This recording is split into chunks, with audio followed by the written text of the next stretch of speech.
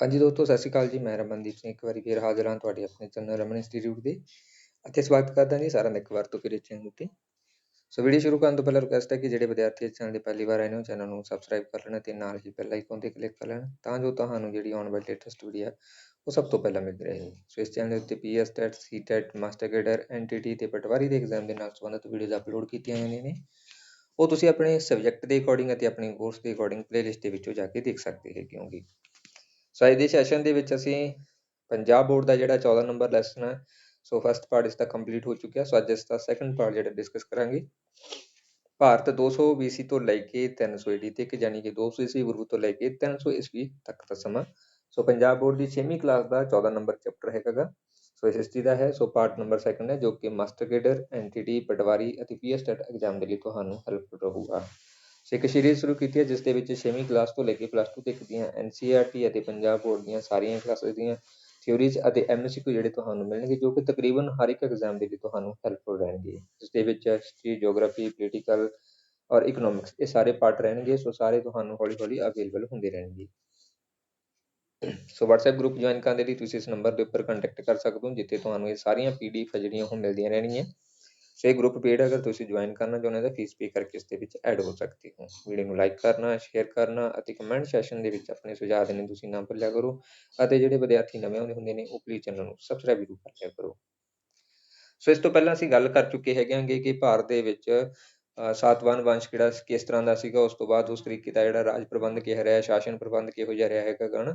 ਸੋ ਅਸੀਂ ਲਾਸਟ ਵਾਲੇ ਪਾਰਟ ਦੇ ਵਿੱਚ ਡਿਸਕਸ ਕਰ ਲਿੱਤਾ ਹੈ। ਸੋ ਨੈਕਸਟ ਅਸੀਂ ਸ਼ੁਰੂ ਕਰਦੇ ਹਾਂ ਟੌਪਿਕ ਦੱਖਣੀ ਭਾਰਤ। ਸੋ ਇਸ ਤੋਂ ਪਹਿਲਾਂ ਅਸੀਂ ਦੱਖਣ ਵਾਲਾ ਜਿਹੜਾ ਭਾਰਤ, ਜਿਹਨੂੰ ਦੱਖਣ ਕਿਹਾ ਜਾਂਦਾ ਹੈ, ਵਿਦਿਆ ਤੋਂ ਲੈ ਕੇ ਹਨਾ, ਵਿਦਿਆ ਪਰਬਤ ਤੋਂ ਲੈ ਕੇ ਨੀਚੇ ਵਾਲੀ ਨਰਮਦਾ ਦੇ ਤੱਕ ਦਾ ਏਰੀਆ ਸੀਗਾ, ਉਸਨੂੰ ਆਪਾਂ ਡਿਸਕਸ ਕਰ ਲਿੱਤਾ ਸੀ।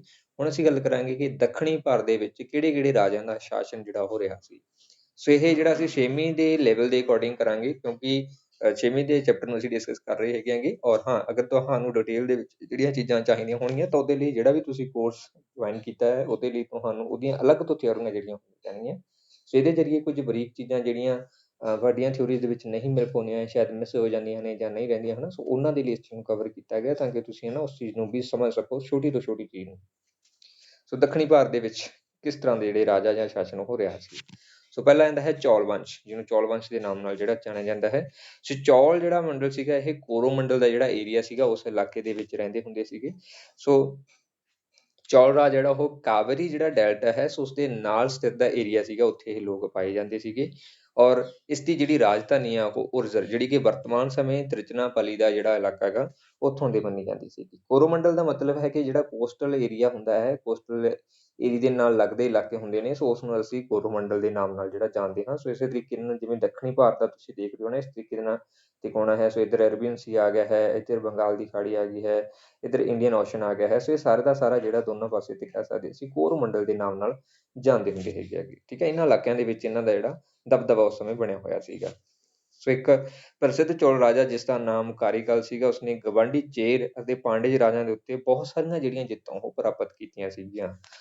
ਸੋ ਚੌਲ ਦਾ ਸਭ ਤੋਂ ਪ੍ਰਸਿੱਧ ਰਾਜਾ ਇਹਨਾਂ ਦੇ ਵਿੱਚੋਂ ਰਾਜਾ ਕਾਰੀਕਲ ਹੀ ਮੰਨਿਆ ਜਾਂਦਾ ਹੈਗਾ। ਸੋ ਇਹ 6ਵੀਂ ਦੇ ਅਕੋਰਡਿੰਗ ਹੈ। ਸੋ ਪਲੀਜ਼ ਇਸ ਚੀਜ਼ ਨੂੰ ਸਮਝਣਾ ਕਿ 6ਵੀਂ ਦੇ ਅਕੋਰਡਿੰਗ ਹੈ, ਇਸ ਚੀਜ਼ ਦੇ ਵਿੱਚ ਕਵਰ ਕੀਤਾ ਗਿਆ ਹੈਗਾ।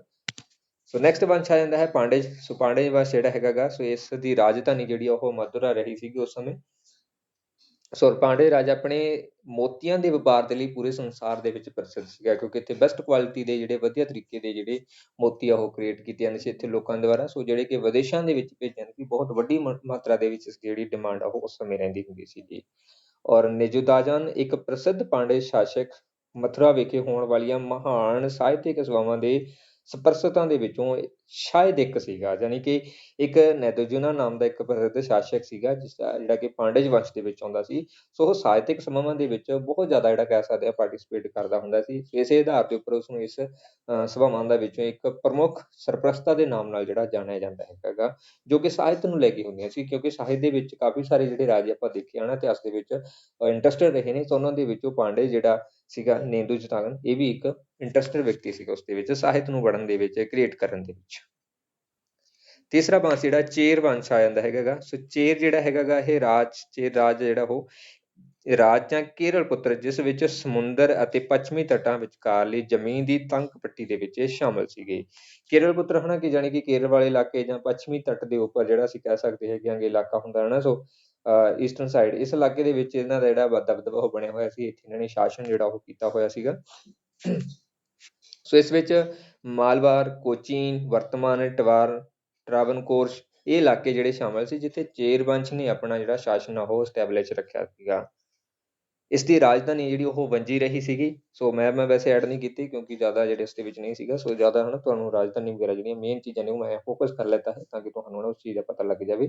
ਸੋ ਚੇਰਾਂ ਦੀ ਜਿਹੜੀ ਰਾਜਧਾਨੀ ਰਹੀ ਹੈ ਉਹ ਰਾਜਧਾਨੀ ਵੰਜੀ ਰਹੀ ਹੈ, ਔਰ ਇਹਨਾਂ ਦੇ ਪਿਰੂਨਾਰ, ਅਦਾਨ ਦੂਜਾ, ਸੈਨਾਗੁਤੇਵਾਲ ਇਹ ਇਹਨਾਂ ਦੇ ਪ੍ਰਮੁੱਖ ਜਿਹੜੇ ਤਿੰਨ ਕਹਿ ਸਕਦੇ ਹੈਗੇ ਸ਼ਾਸਕ ਰਹੇ ਆ, ਅਤੇ ਰਾਜਧਾਨੀ ਜਿਹੜੀ ਇਹਨਾਂ ਦੀ ਉਹ ਵੰਜੀ ਰਹੀ ਹੈਗੀ। ਇਹਨਾਂ ਨੂੰ ਕਹਿ ਸਕਦੇ ਹੈਗੇ ਕਿ ਚੇਰ ਰਾਜ ਜਿਹੜਾ ਉਹ ਰੋਮ ਤੇ ਮਿਸਰ ਦੇ ਨਾਲ ਪਹਿਲੀ ਸਦੀ ਈਸਵੀ ਪੂਰਵ ਤੋਂ ਲੈ ਕੇ ਹੀ ਇਹਨਾਂ ਦੇ ਨਾਲ ਉਹਨਾਂ ਨੇ ਆਪਣੇ ਸ਼ਾਸਨ ਜਿਹੜੇ ਸੰਬੰਧ ਨੇ ਉਹ ਸਥਾਪਿਤ ਕਰ ਲੈਤੇ ਸੀਗੇ ਚੇਰ ਰਾਜ ਨੇ। ਠੀਕ ਹੈ, ਪਹਿਲੀ ਸਦੀ ਤੋਂ ਹੀ ਰੋਮ ਤੇ ਮਿਸਰ ਦੇ ਨਾਲ ਆਪਣਾ ਵਪਾਰ ਜਾਂ ਆਪਣੇ ਸੰਬੰਧ ਜਿਹੜੇ ਉਹ ਕ੍ਰੀਏਟ ਕਰ ਲੈਤੇ ਸੀ, ਇਹਨਾਂ ਦਾ ਨਾਲ ਆਪਣਾ ਲੈਣ ਦੇਣ ਜਿਹੜਾ ਸਿਸਟਮ ਉਹ ਸ਼ੁਰੂ ਕਰ ਲੈਤਾ ਸੀ ਨਾ ਵਪਾਰ ਨੂੰ ਲੈ ਕੇ। ਸੋ ਅੱਗੇ ਇਹਨਾਂ ਤਿੰਨਾਂ ਵੰਸ਼ਾਂ ਦੇ ਵਿੱਚ ਅਸੀਂ ਦੇਖਦੇ ਹੈਗੇ ਹਾਂ ਦੱਖਣੀ ਭਾਰਤ ਦੇ ਵਿੱਚ ਜਿਹੜੇ ਪ੍ਰਮੁੱਖ ਵੰਸ਼ ਰਹੇ ਸੀ, ਸੋ ਇਹਨਾਂ ਦਾ ਵਪਾਰ ਉਹ ਕਿਸ ਤਰ੍ਹਾਂ ਦਾ ਰਿਹਾ ਹੈ, ਕਿਹੜੀ ਚੀਜ਼ ਮੰਗਵਾਈ ਜਾਂਦੀ ਸੀ ਜਾਂ ਕਿਹੜੇ ਦੇਸ਼ਾਂ ਦੇ ਨਾਲ ਇਹਨਾਂ ਦਾ ਵਪਾਰ ਰਿਹਾ। ਚੌਲ, ਪਾਂਡਜ ਤੇ ਚੇਰ ਇਹਨਾਂ ਤਿੰਨਾਂ ਵੰਸ਼ਾਂ ਦਾ ਜਿਹੜਾ ਰਾਜ ਕਹਿ ਸਕਦੇ ਹੈਗੇ ਰਾਜ ਪ੍ਰਬੰਧ ਸੀਗਾ। ਇਹਨਾਂ ਨੇ ਵਪਾਰ ਜਿਹੜਾ ਸ਼ੁਰੂ ਕੀਤਾ ਸੀ ਉਹ ਮਿਸਰ, ਅਰਬ ਤੇ ਰੋਮ ਇਹਨਾਂ ਤਿੰਨਾਂ ਰਾਜਾਂ ਦੇ ਨਾਲ, ਤਿੰਨਾਂ ਦੇਸ਼ਾਂ ਦੇ ਨਾਲ ਇਹਨਾਂ ਨੇ ਆਪਣਾ ਵਪਾਰ ਸ਼ੁਰੂ ਕੀਤਾ ਸੀ। ਔਰ ਪੂਰਬ ਵੱਲ ਇਹਨਾਂ ਨੇ ਮਲਾਇਆ ਅਤੇ ਚੀਨ ਦੇ ਵਿੱਚ ਵੀ ਕਹਿ ਸਕਦੇ ਆਪਣਾ ਵਪਾਰ ਆ ਉਹ ਸਟੈਬਲਿਸ਼ ਕੀਤਾ ਹੋਇਆ ਸੀਗਾ। ਯਾਨੀ ਕਿ ਚੀਨ ਤੇ ਮਲਾਇਆ ਦੋਨਾਂ ਨੂੰ ਇਹਨਾਂ ਨੇ ਕਵਰ ਕੀਤਾ ਸੀ, ਔਰ ਪ੍ਰਮੁੱਖ ਤੌਰ ਤੇ ਇਹਨਾਂ ਦਾ ਜਿਹੜਾ ਵਪਾਰ ਉਹ ਮਿਸਰ ਤੇ ਅਰਬ ਤੇ ਰੋਮ ਦੇ ਨਾਲ ਹੁੰਦਾ ਸੀ, ਜਿਹੜੇ ਤਿੰਨ ਜਿਹੜੀਆਂ ਕੰਟਰੀਆਂ ਸੀ ਉਹਨਾਂ ਦੇ ਨਾਲ ਇਹਨਾਂ ਤਿੰਨਾਂ ਦਾ ਵਪਾਰ ਹੈ। ਟੋਟੀ, ਮੋਜ਼ੀਰੇਸ, ਕਵੇਰੀਪਟਨਮ, ਆਰਕੀਮੇਂਡੂ, ਕਰਕਾਈ ਇਹ ਵਪਾਰਕ ਸੈਂਟਰਾਂ ਦੇ ਵਿੱਚੋਂ ਸਨ, ਜਿਸ ਦੇ ਰਾਹੀਂ ਕਹਿ ਸਕਦੇ ਹੈਗੇ ਕਿ ਇਹਨਾਂ ਦਾ ਪ੍ਰਮੁੱਖ ਵਪਾਰ ਰਿਹਾ ਸੀ। ਔਰ ਇਹ ਸਮੁੰਦਰ ਪਾਰ ਵਪਾਰ ਕਰਕੇ ਹੀ ਖੁਸ਼ਹਾਲ ਹੋਏ ਸੀ, ਯਾਨੀ ਕਿ ਇਹਨਾਂ ਨਾਲ ਜ਼ਿਆਦਾ ਪ੍ਰਮੁੱਖ ਜਿਹੜਾ ਵਪਾਰ ਆ ਉਹ ਦੂਸਰੀਆਂ ਕੰਟਰੀਆਂ ਮਿਸਰ, ਅਰਬ ਤੇ ਰੋਮ ਦੇ ਨਾਲ ਰਿਹਾ ਸੀ, ਜਿਹਦੇ ਕਰਕੇ ਇਹ ਜ਼ਿਆਦਾ ਤੇ ਜਲਦੀ ਅਮੀਰ ਹੋਏ ਸੀ, ਕਿਉਂਕਿ ਦੂਸਰੇ ਦੇਸ਼ਾਂ ਤੋਂ ਕਾਫੀ ਸਾਰੀਆਂ ਕੀਮਤੀ ਚੀਜ਼ਾਂ, ਮਹਿੰਗੀਆਂ ਚੀਜ਼ਾਂ ਇਹ ਆਪਣੇ ਦੁਆਰਾ ਜਿਹੜੀਆਂ ਭੇਜੀਆਂ ਚੀਜ਼ਾਂ ਉਹਨਾਂ ਦੇ ਬਦਲੇ ਉਹ ਲੈਂਦੇ ਸੀਗੇ। ਸੋ ਕੀਮਤੀ ਪੱਥਰ ਹੋ ਗਏ, ਮਸਾਲੇ, ਹਾਥੀ ਦੰਦ, ਮੋਤੀ, ਸਿਲਕ, ਮਲਮਲ, ਵਧੀਆ ਸੂਤੀ ਕੱਪੜਾ, ਪੰਛੀ, ਪਸ਼ੂ ਜਿਵੇਂ ਕਿ ਮੋਰ ਤੇ ਬਾਂਦਰ ਇਹਨਾਂ ਨੂੰ ਬਾਹਰਲੇ ਦੇਸ਼ਾਂ ਦੇ ਵਿੱਚ ਭੇਜਿਆ ਜਾਂਦਾ ਸੀਗਾ। ਇਹਨਾਂ ਦੀ ਜਿਹੜੀ ਭਾਰੀ ਕੀਮਤ ਉਹਨਾਂ ਤੋਂ ਲਈ ਜਾਂਦੀ ਹੁੰਦੀ ਸੀਗੀ, ਕਿਉਂਕਿ ਬਾਕੀ ਦੇਸ਼ਾਂ ਦੇ ਵਿੱਚ ਸ਼ਾਇਦ ਇਹ ਚੀਜ਼ਾਂ ਅਵੇਲੇਬਲ ਨਹੀਂ ਸੀਗੀਆਂ। ਤੇ ਰੋਮ ਦੇ ਜਿਹੜੇ ਲੋਕ ਹੁੰਦੇ ਸੀ, ਸੋ ਜ਼ਿਆਦਾਤਰ ਇਹਨਾਂ ਵਸਤੂਆਂ ਨੂੰ ਖਰੀਦਣ ਦੇ ਲਈ ਕੀ ਕਰਦੇ ਸੀ ਕਿ ਸੋਨੇ ਦਾ ਜਿਹੜਾ ਸ਼ੁੱਧ ਸੋਨਾ ਹੁੰਦਾ ਸੀਗਾ ਉਸਦਾ ਇਸਤੇਮਾਲ ਕਰਦੇ ਸੀ।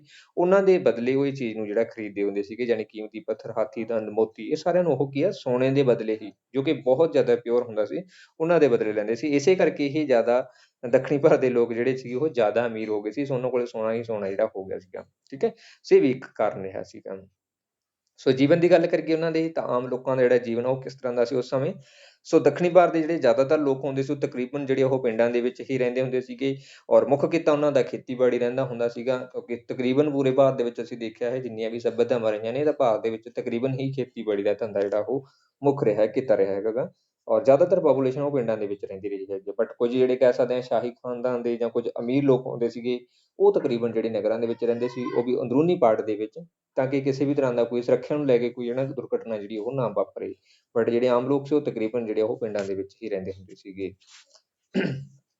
ਸੋ ਬਹੁਤ ਸਾਰੇ ਵਪਾਰੀ, ਕਾਰੀਗਰ ਜਿਹੜੇ ਉਹ ਤੱਟਾਂ ਦੇ ਨਾਲ ਨਗਰ ਜਿਹੜੇ ਹੁੰਦੇ ਸੀਗੇ ਉੱਥੇ ਰਹਿੰਦੇ ਸੀ, ਕਿਉਂਕਿ ਉਹਨਾਂ ਦੇ ਲਈ ਇਸ ਕਰਕੇ ਰਹਿਣਾ ਸੌਖਾ ਸੀ ਕਿਉਂਕਿ ਉਹ ਵਪਾਰ ਕਰਨ ਦੇ ਨਾਲ ਪ੍ਰਚਲਿਤ ਹੋਏ ਸੀ, ਉਹਨਾਂ ਨੂੰ ਵਪਾਰ ਕਰਨਾ ਸੌਖਾ ਸੀਗਾ। ਕੋਈ ਚੀਜ਼ ਭੇਜਣੀ ਹੈ ਜਾਂ ਮੰਗਵਾਉਣੀ ਹੈ, ਸੋ ਸਮੁੰਦਰੀ ਕੰਢਿਆਂ ਦੇ ਕਿਨਾਰੇ ਜਿਹੜਾ ਕਹਿ ਸਕਦੇ ਰਹਿੰਦੇ ਸੀਗੇ, ਜਿਵੇਂ ਕਿ ਨਾ ਦੱਖਣੀ ਪਾਰਟ ਸੀਗਾ, ਤਾਂ ਕਿ ਉਹਨਾਂ ਨੂੰ ਕੋਈ ਦਿੱਕਤ ਜਿਹੜੀ ਹੈ ਜਾਂ ਕੋਈ ਸਮੱਸਿਆ ਜਿਹੜੀ ਆ ਉਹ ਨਾ ਆਵੇ। ਸੋ ਲੋਕ ਆਪਣੇ ਕਿੱਤਿਆਂ ਤੇ ਹੁਨਰਾਂ ਦੇ ਉੱਪਰ ਟੈਕਸ ਦਿੰਦੇ ਸੀ, ਚਾਹੇ ਉਹ ਸੰਗੀਤ ਦਾ ਟੈਲੈਂਟ ਹੋਵੇ ਉਹਨਾਂ ਦੇ ਵਿੱਚ ਨਾ, ਚਾਹੇ ਉਹ ਕੋਈ ਕਿਸੇ ਤਰ੍ਹਾਂ ਦਾ ਖੇਤੀਬਾੜੀ ਦਾ ਕਿੱਤਾ ਹੋਵੇ ਜਾਂ ਵਪਾਰ ਹੋਵੇ, ਉਹਨਾਂ ਦੇ ਉੱਪਰ ਉਸ ਸਮੇਂ ਦੇ ਵਿੱਚ ਜਿਹੜਾ ਟੈਕਸ ਆ ਉਹ ਦੇਣਾ ਹੀ ਪੈਂਦਾ ਸੀਗਾ ਉਹਨਾਂ ਨੂੰ।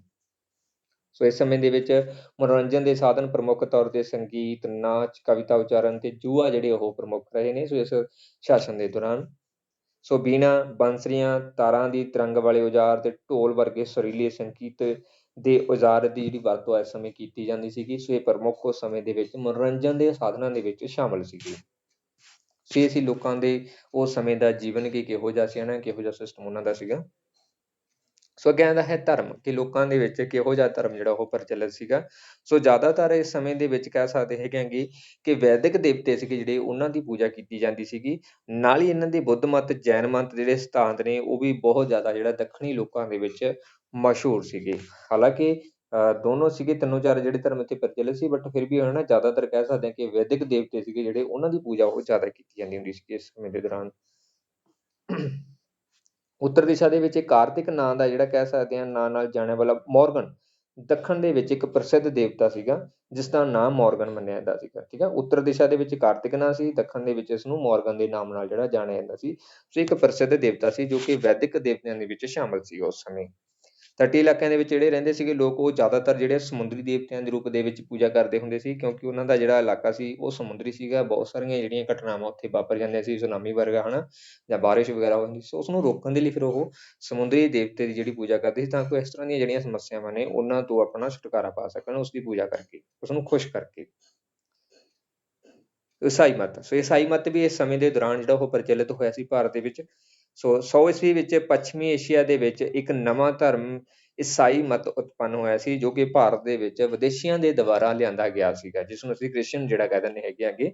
ਸੋ ਇਹ ਧਰਮ ਦਾ ਜਿਹੜਾ ਮੁੱਖ ਉਦੇਸ਼ ਸੀਗਾ ਕਿ ਈਸਾ ਮਸੀਹ ਦੇ ਜਿਹੜੇ ਉਪਦੇਸ਼ ਨੇ ਉਹਨਾਂ ਨੂੰ ਲੋਕਾਂ ਤੱਕ ਪਹੁੰਚਾਇਆ ਜਾ ਸਕੇ, ਅਤੇ ਇਹ ਮੁੱਢਲੇ ਯਹੂਦੀ ਧਰਮ ਦੇ ਆਧਾਰ ਦੇ ਉੱਪਰ ਆਧਾਰਿਤ ਸੀ, ਜਾਣੀ ਕਿ ਇੱਕ ਇਸ ਚੀਜ਼ ਦੇ ਉੱਪਰ ਵਿਸ਼ਵਾਸ ਰੱਖਦਾ ਸੀ ਕਿ ਪ੍ਰਮਾਤਮਾ ਇੱਕੋ ਹੈ, ਇਸ ਤੋਂ ਇਲਾਵਾ ਹੋਰ ਕੋਈ ਪ੍ਰਮਾਤਮਾ ਜਿਹੜਾ ਨਹੀਂ ਹੈਗਾ। ਸੋ ਇਸ ਚੀਜ਼ ਦੇ ਵਿੱਚ ਜਿਹੜਾ ਕ੍ਰਿਸਚਨ ਜਾਂ ਈਸਾਈ ਮਤ ਦੇ ਲੋਕ ਆ ਉਹ ਵਿਸ਼ਵਾਸ ਰੱਖਦੇ ਸੀਗੇ। ਸੋ ਇਹ ਭਾਰਤ ਦੇ ਵਿੱਚ ਇੱਕ ਨਵਾਂ ਧਰਮ ਜਿਹੜਾ ਪ੍ਰਚਲਿਤ ਹੋ ਰਿਹਾ ਸੀ, ਹਿੰਦੂ, ਜੈਨ ਮਤ, ਠੀਕ ਹੈ, ਜਾਂ ਉਹ ਜਿਹੜੇ ਧਰਮ ਸੀ ਉਹ ਅਵੇਲੇਬਲ ਸੀ, ਬਟ ਇਹ ਇੱਕ ਨਵਾਂ ਧਰਮ ਉੱਭਰ ਕੇ ਆ ਰਿਹਾ ਸੀਗਾ, ਕਿਉਂਕਿ ਫੋਰਨ ਲੋਕ ਜਿਹੜੇ ਸੀਗੇ, ਵਿਦੇਸ਼ੀ ਲੋਕ ਸੀ, ਇੱਥੇ ਆ ਕੇ ਆਪਣੇ ਧਰਮ ਨੂੰ ਪ੍ਰਚਾਰਿਤ ਕਰ ਰਹੇ ਸੀਗੇ। ਸੋਰੀ। ਤਾਂ ਭਾਰਤ ਦੇ ਵਿੱਚ ਈਸਾਈ ਧਰਮ ਦਾ ਪ੍ਰਸਾਰ ਸਭ ਤੋਂ ਪਹਿਲਾਂ ਮਾਲਾਬਾਰ ਤੱਟ ਤੇ ਚੇਨਈ ਦੇ ਮਦਰਾਸ ਲੋਕਾਂ ਦੇ ਵਿੱਚ ਹੋਇਆ ਸੀ। ਇਹ ਬੜਾ ਇੰਪੋਰਟੈਂਟ ਹੈ ਕਿ ਈਸਾਈ ਧਰਮ ਭਾਰਤ ਦੇ ਵਿੱਚ ਕਿੱਥੇ ਪ੍ਰਚਲਿਤ ਹੋਇਆ? ਸਭ ਤੋਂ ਪਹਿਲਾਂ ਮਾਲਾਬਾਰ ਤੱਟ ਅਤੇ ਚੇਨਈ ਮਦਰਾਸ ਦੇ ਲੋਕਾਂ ਦੇ ਵਿੱਚ ਸਭ ਤੋਂ ਪਹਿਲਾਂ ਈਸਾਈ ਧਰਮ ਜਿਹੜਾ ਉਹ ਪ੍ਰਚਲਿਤ ਹੋਇਆ, ਜੋ ਕਿ ਦੱਖਣੀ ਪਾਰਟ ਦੇ ਵਿੱਚ ਆ ਜਾਂਦਾ ਹੈ ਭਾਰਤ ਦੇ। ਸ਼ਿਲਾਲੇਖਾਂ ਦੇ ਪ੍ਰਮਾਣ ਤੋਂ ਪਤਾ ਲੱਗਦਾ ਹੈ ਕਿ ਕੇਰਲਾ ਦੇ ਵਿੱਚ 700 ਕੇਰਲਾ ਦੇ ਵਿੱਚ 700 ਈਸਵੀ ਦੇ ਵਿੱਚ ਈਸਾਈ ਧਰਮ ਦੇ ਜਾਂ ਈਸਾਈ ਭਾਈਚਾਰੇ ਦੇ ਲੋਕ ਜਿਹੜੇ ਆ ਰਹਿੰਦੇ ਹੁੰਦੇ ਸੀਗੇ, ਜਾਣੀ ਕਿ 700 ਈਸਵੀ ਵਿੱਚ ਜਿਹੜਾ ਕਹਿ ਸਕਦੇ ਹਾਂ ਪ੍ਰਚਲਿਤ ਹੋ ਚੁੱਕਿਆ ਸੀ ਕੇਰਲਾ ਦੇ ਵਿੱਚ ਧਰਮ ਹਨਾ। ਸੋ ਅੱਜ ਵੀ ਕੇਰਲਾ ਦੇ ਵਿੱਚ ਬਹੁਤ ਸੰਖਿਆ ਜਿਹੜੀ ਮਿਲਦੀ ਹੈ ਉਹ ਸਾਨੂੰ ਈਸਾਈ ਧਰਮ ਦੇ, ਈਸਾਈ ਮਤ ਦੀ ਹੀ ਮਿਲਦੀ ਹੈ, ਔਰ ਇਸੇ ਕਰਕੇ ਉੱਥੋਂ ਦੀ ਜਿਹੜੀ ਲੈਂਗੁਏਜ ਵੀ ਉਹ ਵੀ ਇੰਗਲਿਸ਼ ਰਹੀ ਹੈ, ਕਿਉਂਕਿ ਉਹਨਾਂ ਦਾ ਪ੍ਰਮੁੱਖ ਜਿਹੜਾ ਉਦੇਸ਼ ਇਹੀ ਰਿਹਾ ਹੈ ਕਿ ਨਾ ਜਿਹੜਾ ਈਸਾਈ ਮਤ ਦੇ ਵਿਚਾਰ ਨੇ ਉਹਨਾਂ ਨੂੰ ਫੈਲਾਇਆ ਜਾਵੇ। ਉਹ ਜ਼ਿਆਦਾਤਰ ਮੋਸਟਲੀ ਕੀ ਹੈ ਉਹ ਇੰਗਲਿਸ਼ ਦੇ ਵਿੱਚ ਮਿਲਦੇ ਹੈਗੇ ਨੇਗੇ। ਸੋ ਅੱਗੇ ਆ ਜਾਂਦਾ ਹੈ ਉੱਤਰ ਭਾਰਤ। ਉੱਤਰੀ ਭਾਰਤ ਦੇ ਵਿੱਚ ਕਿਸ ਤਰ੍ਹਾਂ ਦਾ ਸਿਸਟਮ ਇਸ ਸਮੇਂ ਦੇ ਦੌਰਾਨ ਰਿਹਾ ਹੈਗਾ? 200 ਤੋਂ ਲੈ ਕੇ 300 ਈਸਵੀ ਦੇ ਦੌਰਾਨ, ਠੀਕ ਹੈ, ਨਦਨ ਭਾਰਤ ਦੇ ਵਿੱਚ। ਸੋ ਸਿਕੰਦਰ ਨੇ 326 ਈਸਵੀ ਪੂਰਵ ਦੇ ਵਿੱਚ ਭਾਰਤ ਤੋਂ ਵਾਪਸ ਜਾਣ ਸਮੇਂ ਜਿੱਤੇ ਹੋਏ ਖੇਤਰਾਂ ਨੂੰ ਗਵਰਨਰ ਜਿਹੜੇ ਉਹ ਨਿਯੁਕਤ ਕਰ ਦਿੱਤੇ ਗਏ ਸੀ, ਕਿਉਂਕਿ ਸਿਕੰਦਰ ਵਾਪਸ ਚਲੇ ਗਿਆ ਸੀ ਔਰ ਉਹ ਪੂਰੇ ਸਮਰਾਜ ਨੂੰ ਉਸੇ ਤਰੀਕੇ ਦੇ ਨਾਲ ਚਲਾਉਣਾ ਚਾਹੁੰਦਾ ਸੀ ਜਿਵੇਂ ਉਸਨੇ ਜਿੱਤੇ ਹੋਏ ਸੀਗੇ। ਇਸ ਲਈ ਫਿਰ ਉਸਨੇ ਆਪਣੇ ਜਿਹੜੇ ਗਵਰਨਰ ਆ ਉਹ ਨਿਯੁਕਤ ਕਰ ਦਿੱਤੇ ਸੀ, ਤਾਂ ਕਿ ਸਹੀ ਤਰੀਕੇ ਦੇ ਨਾਲ ਜਿਹੜਾ ਉਸੇ ਤਰੀਕੇ ਦੇ ਨਾਲ ਦਬਦਬਾ ਉਸਦਾ ਜਿਹੜਾ ਉਹ ਬਣਿਆ ਰਹੇ। ਸੋ ਇਹ ਗਵਰਨਰ ਭਾਰਤ ਅਤੇ ਸਰਹੱਦੀ ਖੇਤਰਾਂ ਦੇ ਵਿੱਚ ਜਿਹੜਾ ਉਹ ਰਾਜ ਕਰਨ ਲੱਗ ਪਏ ਸੀਗੇ, ਔਰ ਇਸੇ ਕਾਰਨ ਕਰਕੇ ਇਹਨਾਂ ਨੂੰ ਇੰਡੋ ਗ੍ਰੀਕ ਦੇ ਨਾਮ ਨਾਲ ਜਿਹੜਾ ਜਾਣਿਆ ਜਾਂਦਾ ਸੀ। ਸੋ ਜਿਹੜੇ ਗਵਰਨਰ ਭਾਰਤ ਅਤੇ ਸਰਹੱਦੀ ਖੇਤਰਾਂ ਦੇ ਵਿੱਚ ਜੋ ਕਿ ਸਿਕੰਦਰ ਦੇ ਦੁਆਰਾ ਜਿੱਤੇ ਹੋਏ ਇਲਾਕੇ ਸੀਗੇ ਨਾ, ਉਹਨਾਂ ਦੇ ਉੱਪਰ ਆਪਣਾ ਜਿਹੜਾ ਰਾਜ ਬਣਾਉਣ ਲੱਗ ਗਏ ਸੀ, ਉਹਨਾਂ ਨੂੰ ਇੰਡੋ ਗ੍ਰੀਕ ਦੇ ਨਾਮ ਨਾਲ ਜਾਣਿਆ ਜਾਂਦਾ ਹੁੰਦਾ ਸੀਗਾ ਇੱਥੇ। ਸੋ ਮੌਰੀਆ ਰਾਜ ਦੇ ਪਤਨ ਤੋਂ ਬਾਅਦ ਇਹਨਾਂ ਨੇ ਦੁਬਾਰਾ ਤੋਂ ਭਾਰਤ ਉੱਤੇ ਫਿਰ ਅਧਿਕਾਰ ਕਰਨ ਦੀ ਜਿਹੜੀ ਕੋਸ਼ਿਸ਼ ਕੀਤੀ ਸੀ, ਜੋ ਕਿ ਸਿਕੰਦਰ ਦੇ ਅਧੀਨ ਸੀਗੇ। ਸੋ ਇਹਨਾਂ ਦੇ ਵਿੱਚੋਂ ਸਭ ਤੋਂ ਇੰਪੋਰਟੈਂਟ ਇੱਕ ਡਿਮੇਸਟਰੀਅਸ ਜਿਹੜਾ ਨਾਮ ਸੀਗਾ, ਉਹ ਇੱਕ ਇੰਪੋਰਟੈਂਟ ਨਾਮ ਸੀ ਇਹਨਾਂ ਦੇ ਵਿੱਚੋਂ। ਇੱਕ ਹੋਰ ਪ੍ਰਸਿੱਧ ਜਨਾਨੀ ਜਿਸ ਦਾ ਨਾਮ ਮਨਿੰਦਰ ਸੀਗਾ, ਉਸਨੇ ਪੁਸ਼ਯਮਿੱਤਰ ਸੰਘ ਦੇ ਕਾਲ ਵਿੱਚ ਹਮਲਾ ਕੀਤਾ ਸੀਗਾ ਭਾਰਤ ਦੇ ਉੱਪਰ। ਸੋ ਇਸਨੇ ਪੰਜਾਬ ਸਮੇਤ ਜਾਣੀ ਕਿ ਅੱਜ ਕੱਲ੍ਹ ਦਾ ਜਿਹੜਾ ਪਾਕਿਸਤਾਨ ਆ ਅਤੇ ਕਸ਼ਮੀਰ ਦੇ ਕੁਝ ਇਲਾਕਿਆਂ ਦੇ ਉੱਪਰ ਕਬਜ਼ਾ ਕਰ ਲਿੱਤਾ ਸੀਗਾ ਮਨਿੰਦਰ ਨੇ, ਠੀਕ ਹੈ, ਜਿਹੜਾ ਕਿ ਪੁਸ਼ਯਮਿੱਤਰ ਸੰਘ ਦੇ ਸਮੇਂ ਕਾਲ ਦੇ ਵਿੱਚ ਹਮਲਾ ਕਰਨਾ ਸੀ। ਸੋ ਬੁੱਧ ਸਾਹਿਤ ਵਿੱਚ ਇਹ ਸਮਰਾਟ ਜਿਹੜਾ ਮਿਲਿੰਦ ਦੇ ਨਾਮ ਨਾਲ ਜਾਣਿਆ ਜਾਂਦਾ ਹੈਗਾ ਗਾ, ਜਿਸ ਨੂੰ ਮਨਿੰਦਰ ਕਿਹਾ ਜਾਂਦਾ ਹੈ, ਠੀਕ ਹੈ। ਇਸਨੂੰ ਬੁੱਧ ਸਾਹਿਤ ਦੇ ਵਿੱਚ ਮਿਲਿੰਦ ਦੇ ਨਾਮ ਨਾਲ ਜਾਣਿਆ ਜਾਂਦਾ ਹੈ, ਕਿਉਂਕਿ ਇਸਨੇ ਬੁੱਧ ਧਰਮ ਜਿਹੜਾ ਉਹ ਅਪਣਾਇਆ ਹੋਇਆ ਸੀ। ਇਸੇ ਕਰਕੇ ਇਸਨੂੰ ਬੁੱਧ ਧਰਮ ਦੇ ਗ੍ਰੰਥਾਂ ਦੇ ਵਿੱਚ ਜਿਹੜਾ ਕਾਫੀ ਜ਼ਿਕਰ ਇਸਦਾ ਮਿਲਦਾ ਹੈਗਾ ਗਾ। ਸੋ ਇਹਨਾਂ ਦੇ ਅਗਰ ਉੱਤਰ ਭਾਰਤ ਦੀ ਗੱਲ ਕਰੀਏ ਤਾਂ ਪਹਿਲਾਂ ਜਿਹੜਾ ਇਹਨਾਂ ਦੇ ਵਿੱਚ ਸ਼ੱਕ ਜਿਹੜਾ ਵੰਸ਼ ਆ ਜਾਂਦਾ ਹੈਗਾ ਗਾ। ਸੋ ਮੱਧ ਏਸ਼ੀਆ ਤੋਂ ਆਈਆਂ ਜਾਤੀਆਂ ਦੇ ਵਿੱਚ ਸਿਥਿਨਜ਼ ਦਾ ਇੱਕ ਕਬੀਲਾ ਸੀ ਜਿਸ ਨੂੰ ਸ਼ੱਕ ਕਿਹਾ ਜਾਂਦਾ ਸੀਗਾ। ਇਹ ਇੰਪੋਰਟੈਂਟ ਹੈ, ਠੀਕ ਹੈ। ਕਿ ਜਿਹੜਾ ਸ਼ਕ ਕਬੀਲਾ ਸੀਗਾ ਜਾਂ ਸ਼ਕਵਾਦ ਸੀ ਉਸਦਾ ਕਿਸ ਕਬੀਲੇ ਦੇ ਨਾਮ ਨਾਲ ਜਾਣਿਆ ਜਾਂਦਾ ਸੀ, ਤਾਂ ਸੇਥੀਅਨ ਜਿਹੜਾ ਕਬੀਲਾ ਸੀਗਾ ਉਸ ਕਬੀਲੇ ਦੇ ਨਾਮ ਨਾਲ ਇਸ ਨੂੰ ਜਾਣਿਆ ਜਾਂਦਾ ਸੀ। ਸ਼ਾਇਦ ਕਿਸੇ ਨੇ ਨਾਮ ਪੜ੍ਹਿਆ ਹੋਵੇ ਨਾ, ਬੜਾ ਇੰਪੋਰਟੈਂਟ ਹੈ ਇਸ ਟੌਪਿਕ। ਮੱਧ ਏਸ਼ੀਆ ਤੋਂ ਆਇਆ ਸੀ ਇਹ ਜਾਤੀ, ਇਹ ਵੀ ਯਾਦ ਰੱਖਣਾ ਹੈ। ਔਰ ਇਹ ਹਮਲਾਵਰਾਂ ਦੇ ਰੂਪ ਦੇ ਵਿੱਚ ਭਾਰਤ ਆਏ ਸੀ ਅਤੇ ਫਿਰ ਬਾਅਦ ਦੇ ਵਿੱਚ ਇੱਥੇ ਹੀ ਜਿਹੜਾ ਉਹਨਾਂ ਨੇ ਪਰਮਾਨੈਂਟਲੀ ਜਿਹੜੀ ਕਹਿ ਸਕਦੇ ਹਾਂ ਰਿਹਾਇਸ਼ ਉਹ ਕਰ ਲਈ ਸੀ, ਇੱਥੇ ਹੀ ਰਹਿਣਾ ਉਹਨਾਂ ਨੇ ਸ਼ੁਰੂ ਕਰ ਦਿੱਤਾ ਸੀ। ਬਹੁਤ ਸਾਰੇ ਲੋਕ ਇੱਥੇ ਹੀ ਰਹਿ ਗਏ ਸੀਗੇ, ਜਿਸ ਕਰਕੇ ਸਾਡੇ ਭਾਰਤ ਦੇ ਵਿੱਚ ਬਹੁਤ ਸਾਰੀਆਂ ਜਿਹੜੀਆਂ ਡਿਫਰੈਂਟ ਤਰ੍ਹਾਂ ਦੀਆਂ ਲੋਕ ਹਨ ਮਿਲਦੇ ਹੈਗੇ ਨੇ। ਉਹ ਕਾਰਨ ਇਹਨਾਂ ਦਾ ਹੀ ਹੈਗਾ। ਸ਼ੁਰੂ ਦੇ ਵਿੱਚ ਜਿਹੜਾ ਸ਼ਖਸ ਸੀ ਉਹਨਾਂ ਨੇ ਆਪਣੀਆਂ ਬਸਤੀਆਂ ਤਕਰੀਬਨ ਉੱਤਰ ਪੱਛਮੀ ਪੰਜਾਬ, ਉੱਤਰ ਪ੍ਰਦੇਸ਼ ਦੇ ਵਿੱਚ ਮਥੁਰਾ ਅਤੇ ਮੱਧ ਭਾਰਤ ਦੇ ਵਿੱਚ ਸਿੱਧੀਆਂ ਸੈੱਟ ਕੀਤੀਆਂ ਸੀ। ਬਟ ਹੌਲੀ ਹੌਲੀ ਜਿਹੜਾ ਕਹਿ ਸਕਦੇ ਹੈ ਕਿ ਉਹਨਾਂ ਨੇ ਬਹੁਤ ਸਾਰੇ ਹੋਰ ਇਲਾਕੇ ਆਪਣੇ ਅਧੀਨ ਕੀਤੇ, ਜਿਸ ਕਰਕੇ ਪੱਛਮੀ ਭਾਰਤ ਅਤੇ ਗੁਜਰਾਤ ਅਤੇ ਮੱਧ ਪ੍ਰਦੇਸ਼ ਦੇ ਇਲਾਕਿਆਂ ਦੇ ਵਿੱਚ ਵੀ ਉਸਨੇ ਆਪਣੀ ਸ਼ਕਤੀ ਜਿਹੜੀ ਉਹ ਸਥਿਤ ਕਰ ਲੈਤੀ ਸੀ ਅਤੇ ਆਪਣੇ ਅਧੀਨ ਉਹਨਾਂ ਨੂੰ ਕਰ ਲੈਤਾ ਸੀਗਾ।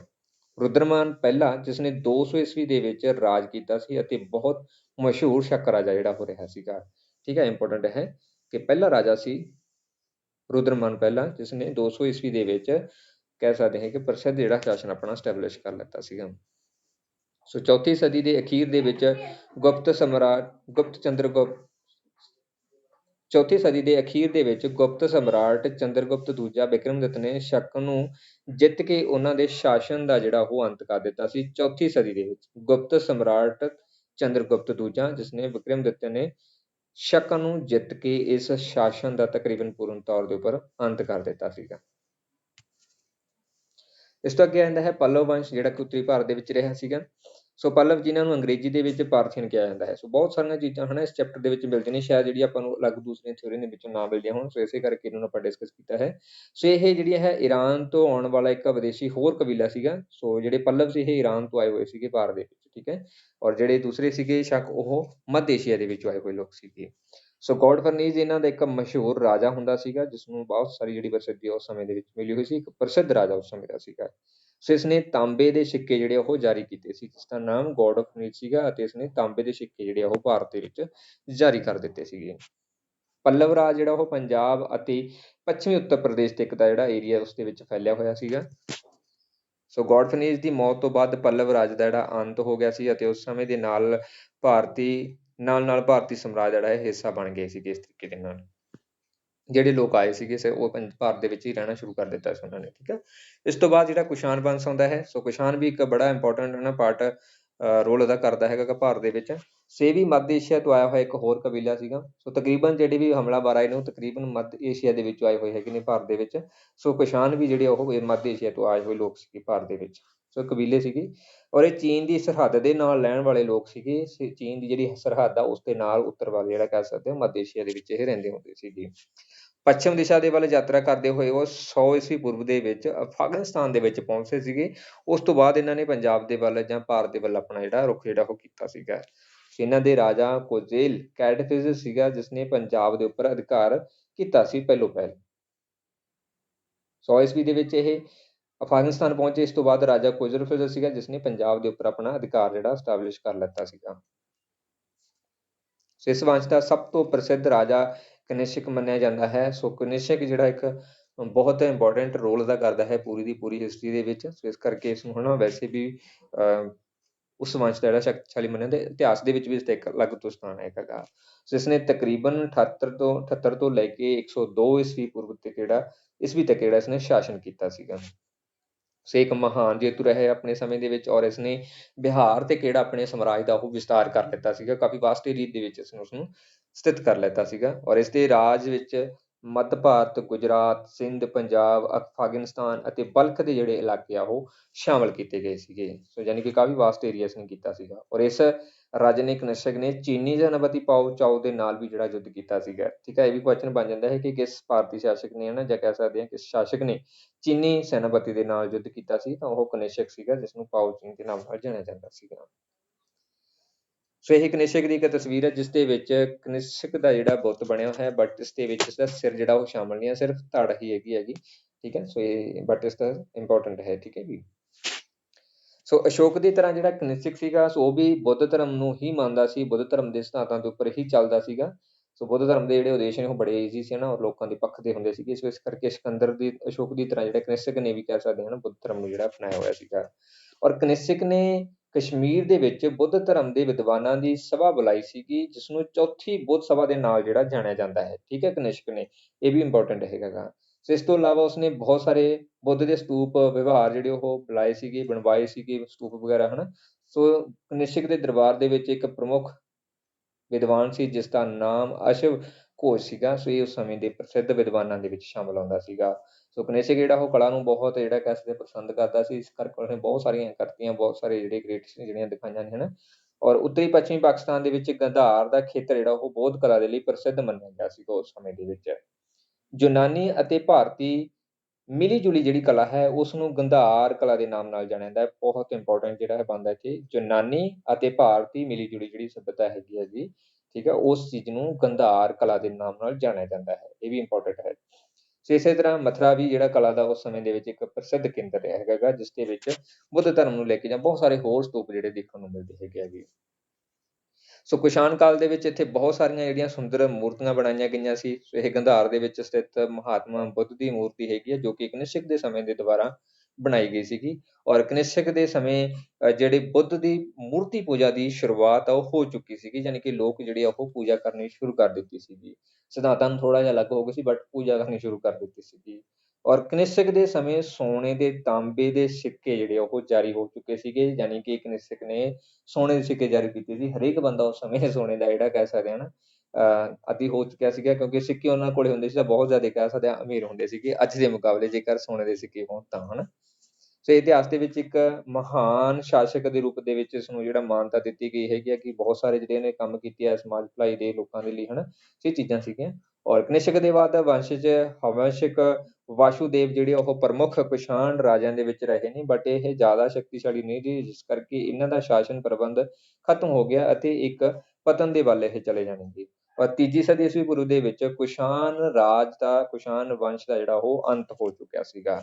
ਤਾਂ ਇਸ ਤਰੀਕੇ ਦੇ ਨਾਲ ਅਸੀਂ ਦੇਖਦੇ ਹਾਂ ਇਸ ਚੈਪਟਰ ਦੇ ਵਿੱਚ ਕਿ ਉੱਤਰੀ ਭਾਰਤ ਅਤੇ ਦੱਖਣੀ ਅਤੇ ਦੱਖਣ ਦੇ ਵਿੱਚ ਜਿਹੜੇ ਰਾਜੇ ਇਸਟੈਬਲਿਸ਼ ਹੋਏ ਸੀ, ਉਹਨਾਂ ਨੇ ਆਪਣਾ ਸ਼ਾਸਨ ਕਿਵੇਂ ਚਲਾਇਆ, ਕਿਹੋ ਜਿਹਾ ਉਸ ਸਮੇਂ ਪ੍ਰਬੰਧ ਕੀਤਾ ਜਾਂਦਾ ਸੀ, ਹਨਾ, ਲੋਕਾਂ ਦੇ ਵਿੱਚ, ਔਰ ਕਿਹੜੇ-ਕਿਹੜੇ ਮੋਸਟ ਇੰਪੋਰਟੈਂਟ ਪੁਆਇੰਟ ਰਹੇ ਨੇ, ਕੀ ਉਹਨਾਂ ਨੇ ਚਲਾਇਆ, ਕਿਸ ਨਾਮ ਨਾਲ ਜਾਣੇ ਜਾਂਦੇ ਸੀ। ਸੋ ਇਹ ਤਕਰੀਬਨ ਕਾਫੀ ਕੁਛ ਇਸ ਦੇ ਵਿੱਚ ਆਪਾਂ ਕਵਰ ਕਰ ਲਿੱਤਾ ਹੈ। ਸੋ ਆਸ ਕਰਦਾ ਹਾਂ ਕਿ ਸੈਸ਼ਨ ਸਭ ਦੇ ਲਈ ਹੈਲਪਫੁਲ ਰਿਹਾ ਹੋਊਗਾ। ਸੋ WhatsApp ਗਰੁੱਪ ਜੁਆਇਨ ਕਰਨ ਦੇ ਲਈ ਤੁਸੀਂ ਇਸ ਨੰਬਰ ਦੇ ਉੱਪਰ ਕੰਟੈਕਟ ਕਰ ਸਕਦੇ ਹੋ। ਵੀਡੀਓ ਨੂੰ ਲਾਈਕ ਕਰਨਾ, ਸ਼ੇਅਰ ਕਰਨਾ ਅਤੇ ਕਮੈਂਟ ਸੈਸ਼ਨ ਦੇ ਵਿੱਚ ਆਪਣੇ ਸੁਝਾਅ ਦੇਣਾ ਤੁਸੀਂ ਨਾ ਭੁੱਲਿਆ ਕਰੋ। ਅਤੇ ਜਿਹੜੇ ਵਿਦਿਆਰਥੀ ਨਵੇਂ ਆਉਂਦੇ ਹੁੰਦੇ ਨੇ ਉਹ ਪਲੀਜ਼ ਚੈਨਲ ਨੂੰ ਸਬਸਕ੍ਰਾਈਬ ਜ਼ਰੂਰ ਕਰ ਲਿਆ ਕਰੋ। Thank you so much.